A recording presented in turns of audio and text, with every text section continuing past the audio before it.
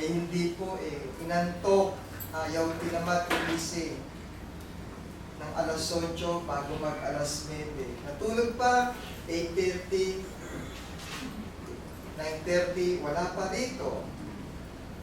Alam nyo, yung hindi pagdalo po ay kadalasang nagsisimula sa linggo. Susunod, ikalawang linggo.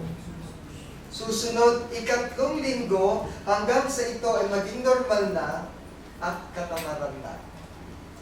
Salamat po sa inyo dahil linggo-linggo, hindi kayo nagpapabaya.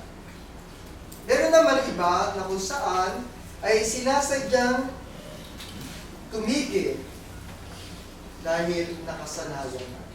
Ay tinatamad, may prioridad. Ngunit ito po ay isang babala mula sa banal na kasulatan. Kaya ito po, gusto po ito nakasulat natin dito. Huwag natin pabayaan. Dahil napakalaga po ang pagdalo sa pagsamba. Dahil dito, pinalalakas tayo ng ating Panginoon. Hindi ka palalakasin kung ikaw ay nasa party. Hindi ka palalakasin kapag ikaw ay nagtatrabaho sa araw ng isang linggo. Hindi ka palalakasin kung ikaw ay nandoon sa mall nang wala ka pa unang paglilingkod sa Panginoon. Dahil dito sa loob ng sambahayan, nai-encourage ng ibang mga kapatid ang kapwa mga kapatid na lumago ang inyong pananampalataya. Sino po ba makakausap niyo sa mall itong oras? Anong oras po ba bukas ng Shumar? Alas 10 pa po. Unahin natin dito. Doon nag-uuna silang pumila. Alas 10 nakapila. Iikot lang doon. May aircon din po rito. Sa mall, kaya naman tayo nagpupunta. Kaya lang, unahin natin ang pagsamba. Malakit po yan Ay, hindi po tapong na ako bago ko sumamba. May bibili na ako hanggang sa nakalipas na, nalagpasan na yung oras ng pagsamba. Kailangan po natin ng bawat isa. Kailangan natin ng mga mananampalatang katulad natin na mag-encourage, mamimit natin sa mall, iba't ibang uri ng mga tao. Ano pa yung ilang kadahilanan natin? Pansinin po ninyo ito. Mga pagkakasala o sakit sa loob ng iglesia.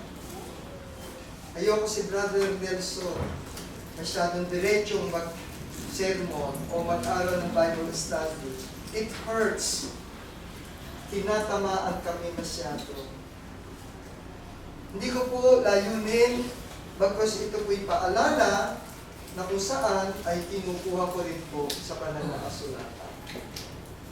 Tumatayo po ako, humihingi ako ng guide na ang lahat ng aking mga sasabihin ay magmumula po sa Panginoon bago ko po ililibre.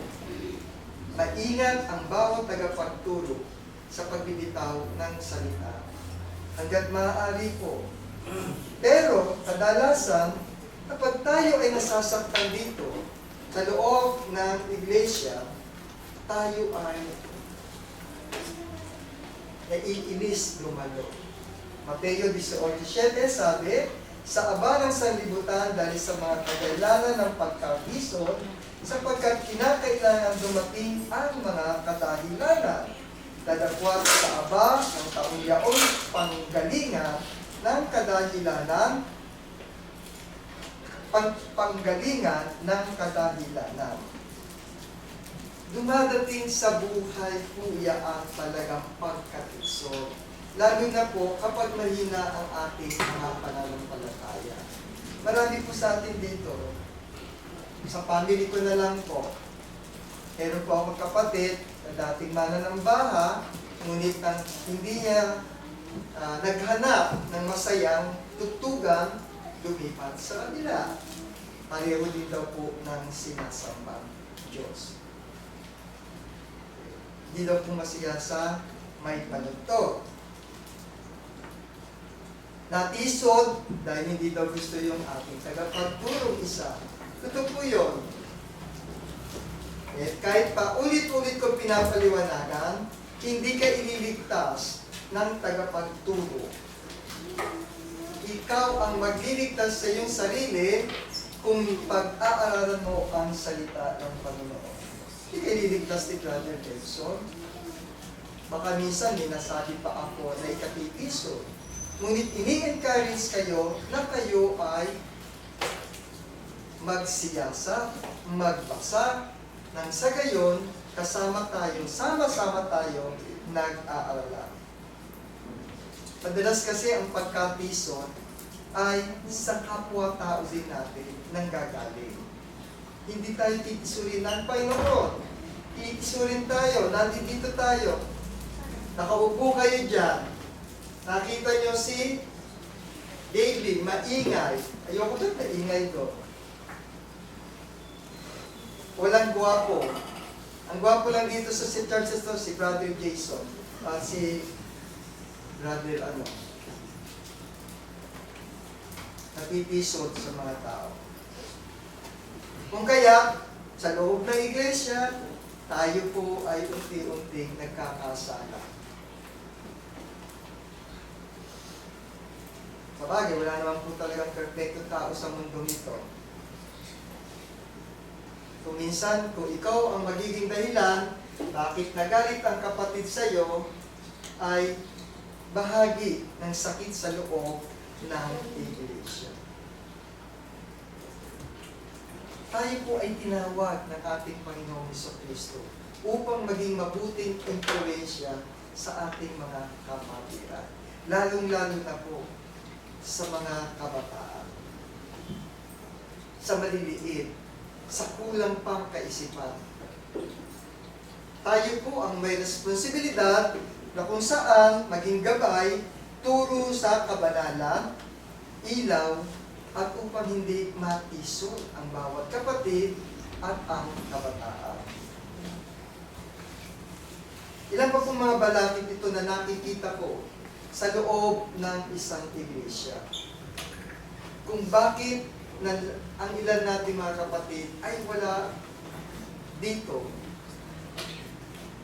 nasasakal ng alalahanin ng sanlibutan. Totoo po yan. Lahat kayo, tayo, mismong ako. Madami rin tayong worries, kahit sabihin po natin na tayo ay may mga trabaho, may pera. But then again, still, marami tayong alalahanin sa sanlibutan. Sabi po sa Marcos 4:19. At ang mga pagsusumakit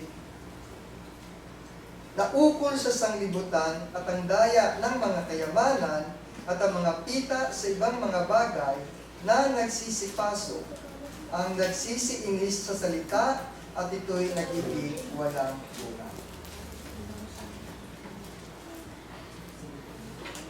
Yung worries, anxieties, and depressions, and stress, ay bahagi lamang po yan na kung saan ay ginagamit ng kalaban ng Panginoon para maramdaman ng bawat isa sa atin.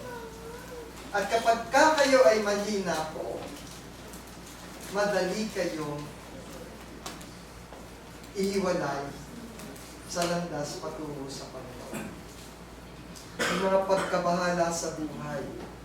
Uy, naku, wala kaming pambayad ng ilaw bukas.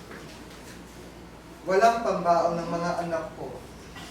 Kapag lagi kayo nag-aalala sa problema, sa pera, sa trabaho, at mga pang-araw-araw na pangangailangan, asahan niyo po na babaliwala at nahangati ang inyong mga isipan sa paggawa ng nauukol. Yung oras mo, kinukuha.